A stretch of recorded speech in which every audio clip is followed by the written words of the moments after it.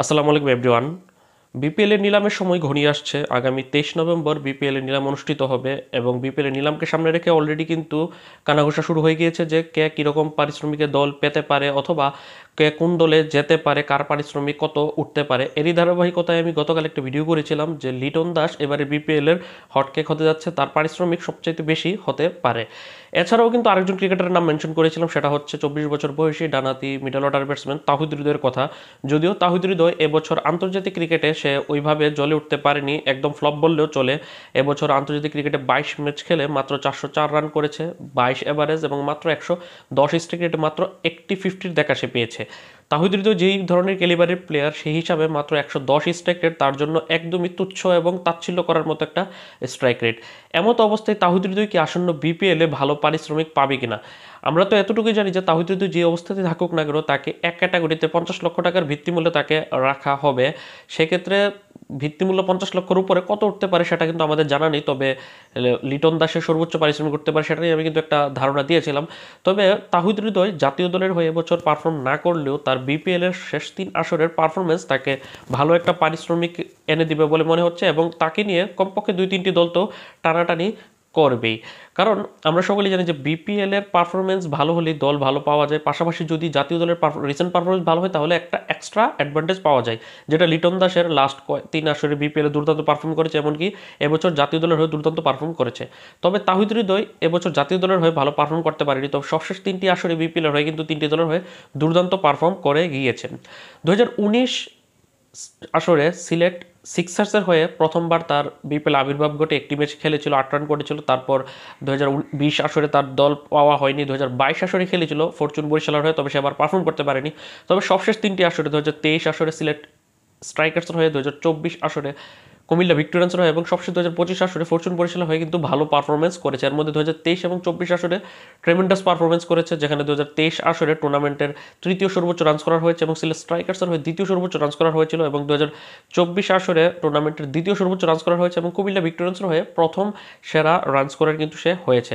যদিও গত বছর তার জন্য একটা টাফ গিয়েছে, সে গত বছর বলতে 2025 এই আসরে, এবছর শুরুতে যে আসরটা অনুষ্ঠিত হয়েছে সেখানে এসে টুর্নামেন্টের 14তম রান স্কোরার হয়েছে, 10-এর বাইরে চলে গেছে। তবে তার দল ফরচুন বরিশাল হয়ে তৃতীয় সর্বোচ্চ রান স্কোরার ছিল। সব মিলিয়ে এই 2019 থেকে 2025 পর্যন্ত 5 আসরে 3টি দলের হয়ে মোট 53টি ম্যাচ সে খেলেছে, যেখানে 1321 রান করেছে, 30 এভারেজ, 132 স্ট্রাইক রেটে, একটা সেঞ্চুরির সাথে তার 8টা 50 রয়েছে। এখানে এভারেজ, স্ট্রাইক রেট, রান সবই ঠিক আছে। সেঞ্চুরি কিন্তু আছে একটা 2024 বিপিএল এ কুমিল্লা ভিক্টোরিয়ান্স জার্সিতে করেছিল। তবে যদি আমরা একটু রিসেন্ট পারফরমেন্সটা ঘাটাঘাটি করি তারপর বোঝা যাবে যে তার বিপিএল এ দল পাওয়াটা কতটুকু সহজ বা কতটুকু কঠিন হতে পারে। 2023 আসর থেকে যদি ধরি, সবশেষ 3টি আসর নিয়ে কথা বলি, সবশেষ 3 সাইকেলে 2023 আসরে সিলেট স্ট্রাইকার্সের হয়ে যেই আসরে সে খেলেছে সেবার সে তার বিপিএল এর প্রথম দুর্দান্ত পারফর্ম করেছে, যেখানে সে দলটির হয়ে দ্বিতীয় সর্বোচ্চ রান করার হয়েছিল, টুর্নামেন্টে তৃতীয় সর্বোচ্চ রান করার হয়েছিল, যেখানে সে 13 ম্যাচ খেলে 403 রান করেছিল, 36 এভারেজ, 140 স্ট্রাইক রেটে, 5টা 50 দেখা সে পেয়েছে।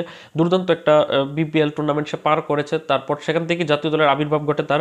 2024 বিপিএল এ অর্থাৎ বিপিএল এর 10ম আসরে খেলেছিল কুমিল্লা ভিক্টোরিয়ান্সের হয়ে, মূলত সিলেট স্ট্রাইকার্সের দুর্দান্ত পারফর্ম করার কারণে কুমিল্লা ভিক্টোরিয়ান্স তাকে যতটুকু জানা গিয়েছে 1,10,00,000 টাকায় তারা তাদের দলে ভিড়িয়েছিল। কুমিল্লা ভিক্টোরিয়ান্সের জার্সিতে টুর্নামেন্টের দ্বিতীয় সর্বোচ্চ রান করা হয়েছিল তামিম ইকবালের পরে, সেখানে সে 14 ম্যাচ খেলে 462 রান করেছিল, 38 এভারেজ, 149 স্ট্রাইক রেটে এবং তার বিপিএল ক্যারিয়ারের প্রথম সেঞ্চুরিটা পেয়েছিল, পাশাপাশি 2টা 50 দেখা সে কিন্তু পেয়েছিল। তারপর 2025 অর্থাৎ এই 11তম আসরে, গত আসরটা যে শেষ হলো সেখানে সে কুমিল্লা ভিক্টোরিয়ান্স না থাকার কারণে সে বাধ্যগতভাবে সরাসরি চুক্তিতে তার দল পাল্টিয়ে সে ফরচুন বরিশালে জার্সিতে যায়। সেখানে গিয়ে যদিও খুব বেশি আহামরি পারফর্ম করেনি, আবার খুব খারাপও করেনি, এভারেজ পারফর্ম করেছে। সেখানে সে 14 ম্যাচ খেলে 312 রান করেছে, 26 এভারেজ এবং 130 স্ট্রাইক রেটে, মাত্র একটা 50 দেখা সে পেয়েছে। যদিও মোটামুটি ভালো করেছে বাংলাদেশের প্রেক্ষাপটে, 26 এভারেজ, 130 স্ট্রাইক রেট ভালো, তবে লাস্ট 2023-24 দুইটা আসরে যে ধরনের পারফর্ম করেছে সেটা সে ছুতে পারেনি। এখন কথা হচ্ছে এই ধরনের পারফরমেন্সের পর তাহিদ হৃদয়কে বিপিএলে ভালো পারিশ্রমিকে নেওয়া হবে কিনা। এখন দেখুন, আমরা যদি বিপিএলের সবশেষ 3 আসর এবং জাতীয় দলের সবশেষ এবছরের পারফরমেন্স ধরি লিটন দাসের, সেই হিসাবে কিন্তু লিটন দাস কোটি টাকার উপর পারিশ্রমিক পাবে, কারণ লাস্ট 3টা বিপিএলের পাশাপাশি সে এবছর জাতীয় দলের হয়ে ভালো পারফর্ম করেছে।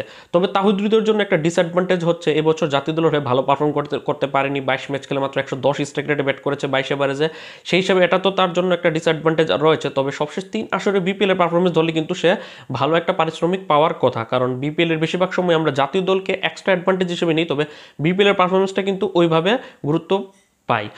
তাহিদ হৃদয় বিপিএলে দল পাবে সেটার কোনো বলার অপেক্ষা রাখে না। তাহিদ হৃদয়কে তার ভিত্তিমূল্য 50 লাখের ঊর্ধ্বে গিয়ে কমপক্ষে 60-70 লাখ দিয়ে তো তাকে নিতে হবে, তবে কোটি টাকার পারিশ্রমিক পাবে কিনা সেটা নিয়ে হয়তো বা একটা তর্ক হতে পারে।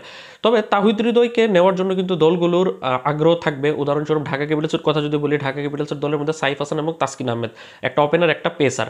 এখন লোকাল ক্রিকেটারদের মধ্যে তাদের মিডল অর্ডার একটা জেনুইন ব্যাটসম্যান লাগবে যে বিপিএলে ভালো পারফর্ম করে, সেই হিসাবে তাহিদ হৃদয়ের প্রতি তাদের নজর থাকবে। চট্টগ্রাম রয়্যালস তারা মাহিদি এবং তানবীরকে নিয়েছে, 2টা স্পিনার, তাদের ব্যাটসম্যান দরকার প্রপার, সেই হিসাবে তারা তাহিদ হৃদয়ের উপর নজর দিবে।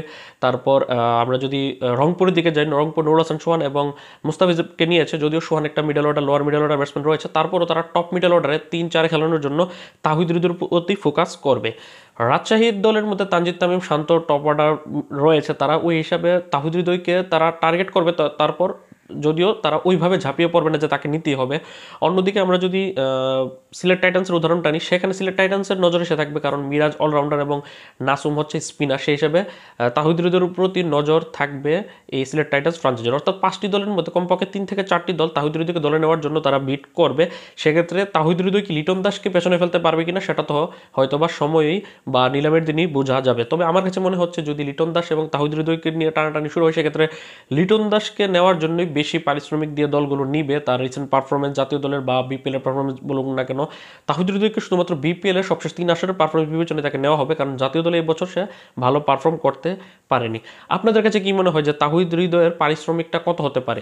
কোটি টাকার পারিশ্রমিক সে পাবে কিনা বা তার দাম কোটি টাকার উপর উঠবে কিনা সেটাই এখন দেখার বিষয়। আপনার মতামত কি বলে? কোটি টাকায় কি তাহিদ হৃদয়কে নেওয়ার জন্য দলগুলো ওইভাবে ঝাঁপিয়ে পড়বে কিনা সেটা অবশ্যই কমেন্টে জানাবেন। আর যারা যারা এখন পর্যন্ত আমার লিটন দাসকে নিয়ে করা বিশ্লেষণ ভিডিও দেখেননি, তারা ডিসক্রিপশন বক্সে এবং এন্ড স্ক্রিনে ভিডিওর লিঙ্ক দেওয়া থাকবে, আপনারা দেখে নেবেন এবং সেখানে আপনার মতামত জানাবেন। আর এই ভিডিও নিয়ে আপনার মতামত কি সেটা অবশ্যই কমেন্ট করে জানাবেন। আল্লাহ হাফিজ।